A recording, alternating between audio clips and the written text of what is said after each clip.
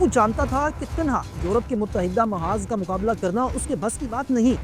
اسے اپنے پیچھے ایک بڑی طاقت کی ضرورت تھی جو اسپین کی آنکھوں میں آنکھیں ڈال کر بات کر سکے. اور اس وقت وہ طاقت سلطنت عثمانیہ تھی. جب وہ رہا ہوا تو وہ محض ایک تاجر نہیں تھا. اس کے دل میں انتقام کی آگ بھڑک رہی تھی اور اس کا ہدف وہ صلیبی قزاق تھے جنہوں نے سمندر کو مسلمانوں کے لیے مقتل گاہ بنا رکھا تھا. عروج اور اس کے چھوٹے بھائی خضر نے ایک اٹل فیصلہ کیا. اب بحیرہ روم کی لہروں پر صلیبیوں کی من مانی نہیں چلے گی. پوپ نے مقدس جنگ کا سور پھونکا اور ہولی لیگ کی بنیاد رکھی گئی.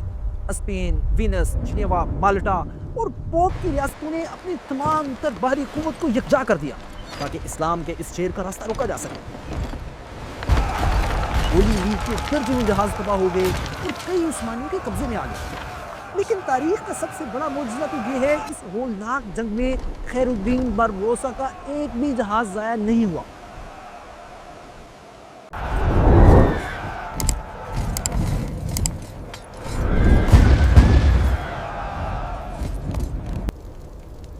تاریخ کے صفحات میں کچھ نام ایسے ہوتے ہیں جن کی گونج صدیوں تک سنائی دیتی ہے.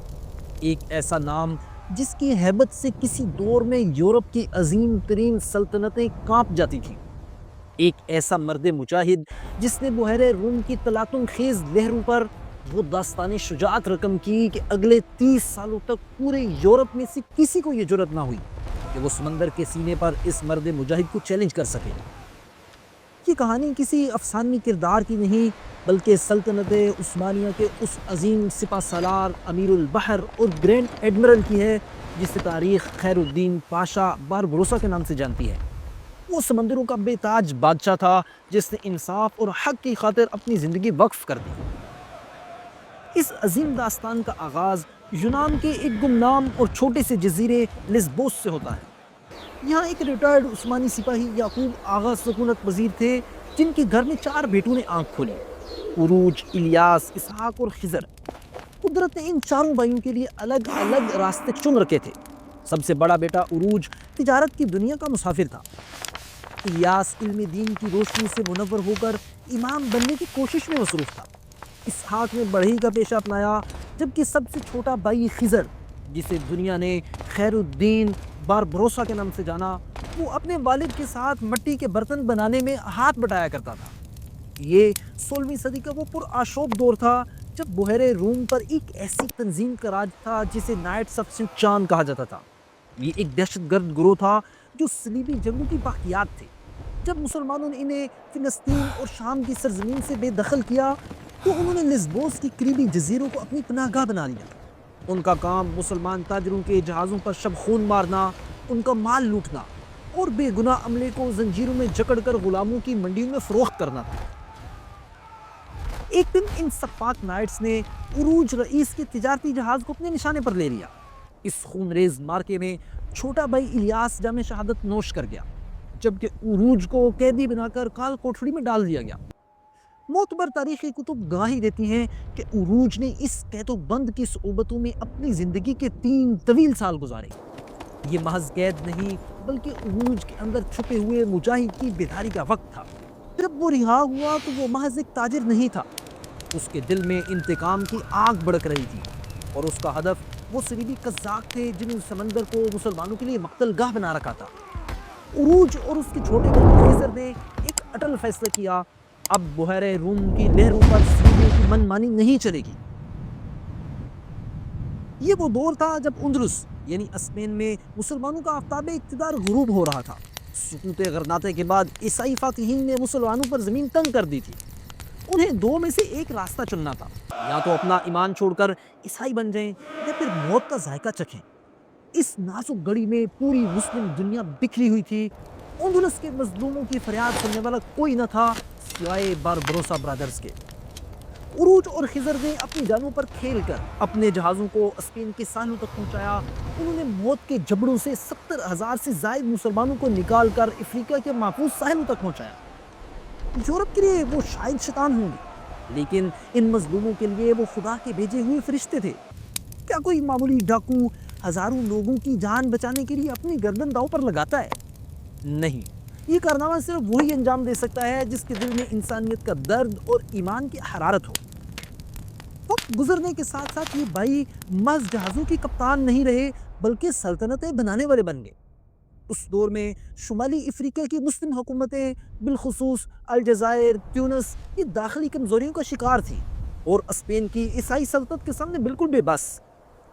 1516 میں باربروسا برادرز نے ایک ایسا قدم اٹھایا جس نے یورپ کے ایمانوں میں زلزلہ برپا کر دیا۔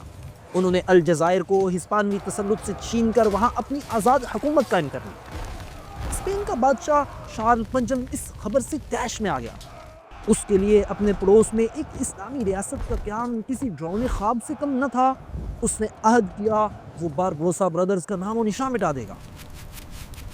1518 میں پھر کچھ ایسا ہی ہوا جس سے ان کی امیدیں مزید پختہ ہونے لگیں۔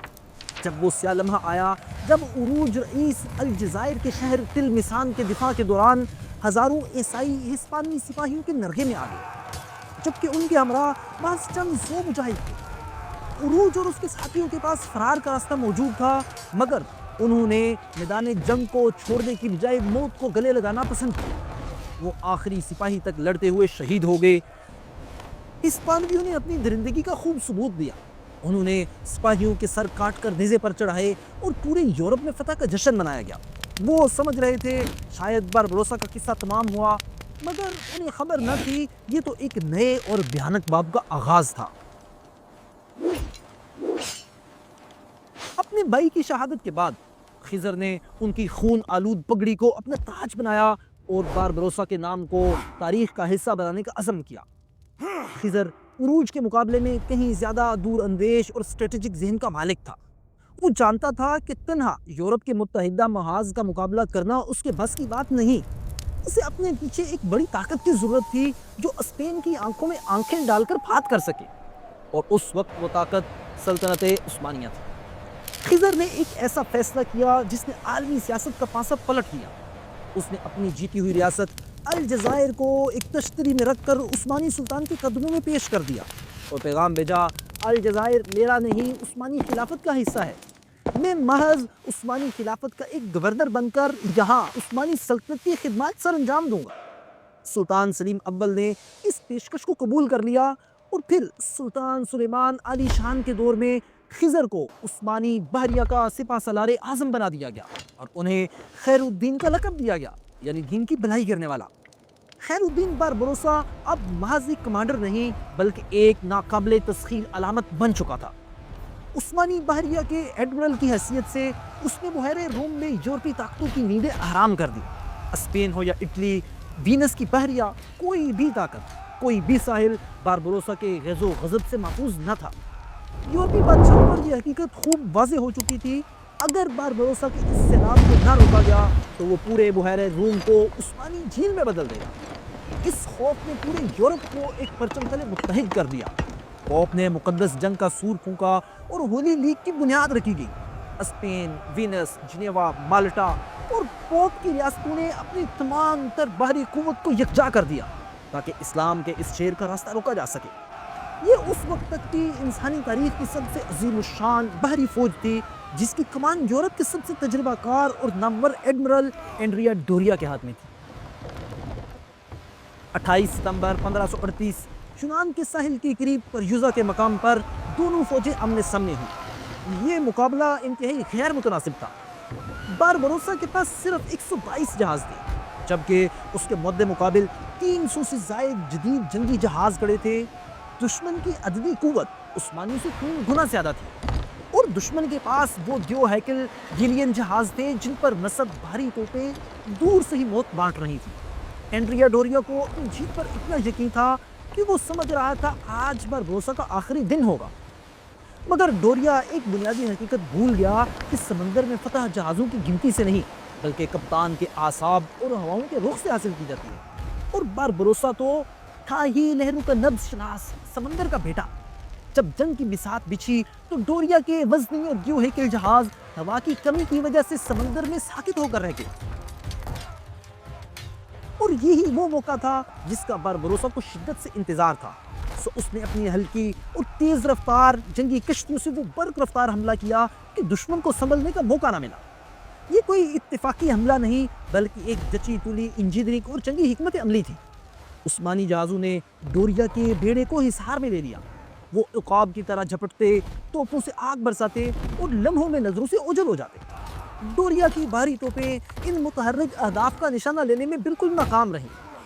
بعض چند گھنٹوں کے اندر یورپ کا غرور سمندر کی تہوں میں دفن ہو گیا۔ انڈریا ڈوریا، جو خود کو سمندروں کا بے تاج بادشاہ سمجھتا تھا، آج اپنی جان بچانے کے لیے فرار ہونے پر مجبور تھا۔ اور ذلت کا تو یہ عالم تھا کہ اس نے رات کے اندھیرے میں چھپنے کے لیے اپنے جہاز کی روشنی تک بجھا دی۔